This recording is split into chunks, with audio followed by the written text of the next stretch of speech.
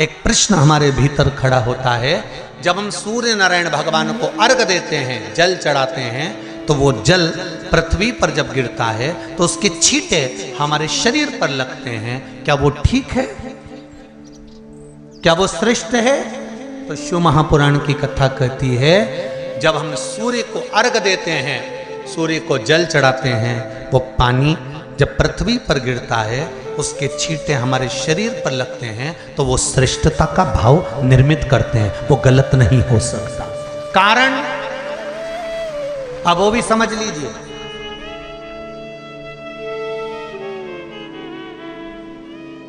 अब सूर्य नारायण भगवान को आप जल चढ़ा रहे हो तो छींटे नहीं लगे, उसके लिए क्या स्टूल पे चढ़ के चढ़ाओगे कि कुर्सी पे चढ़ के चढ़ाओगे? अरे बोलो तो सही। अब कई लोगों के दिमाग में यह बात भरा गई कि हम भगवान को जल चढ़ाते हैं, वो हमारे शरीर में छींटे लगते हैं, जमीन पे से पानी गिरता है, वो हमारे शरीर को छींटे लगते हैं, भगवान को अच्छा नहीं लगता होगा। कौन ने कहा? पहले तो उसको पकड़ के ला। क्योंकि मेरे राम जी महाराज, मेरे भगवान कृष्ण,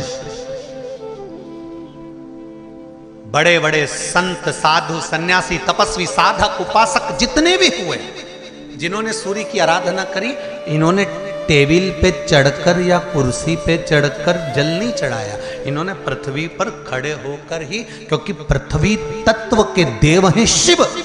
जब हम मृत्यु लोक पर खड़े होकर, पृथ्वी पर खड़े होकर भगवान शंकर का भाग पृथ्वी तत्व को धारण कर कर जल को हाथ में लेकर जब समर्पित करते हैं, और जो जल नीचे गिरता है वो शरीर पर अगर लगता है तो हमको उसका आशीर्वाद ही प्राप्त होता है, दोष नहीं लगता। पर लोगों ने इसको विपरीत कर दिया। कि कौन ने विपरीत करा? कई लोगों ने इसको विपरीत कर दिया। कौन ने विपरीत करा? तो जो दूसरे धर्म के लोग होते हैं, जिनको हिंदू धर्म से नफरत होती है और जो हिंदू धर्म की पूजन, सेवा, अर्चना को समाप्त करना चाहते हैं, वो धीरे धीरे धीरे धीरे कहने लगे कि सूर्य को जल चढ़ाओगे तो शरीर में लगेगा, शरीर में लगेगा तो दोष लगेगा। इसको कह कहकर घर घर में सूर्य को जल चढ़ाना लोगों ने बंद कर दिया कि आप जल चढ़ाएंगे तो दोष लगेगा, शरीर पे छींटा लगेगा, शरीर को ऐसा लगेगा। ये दोष नहीं है।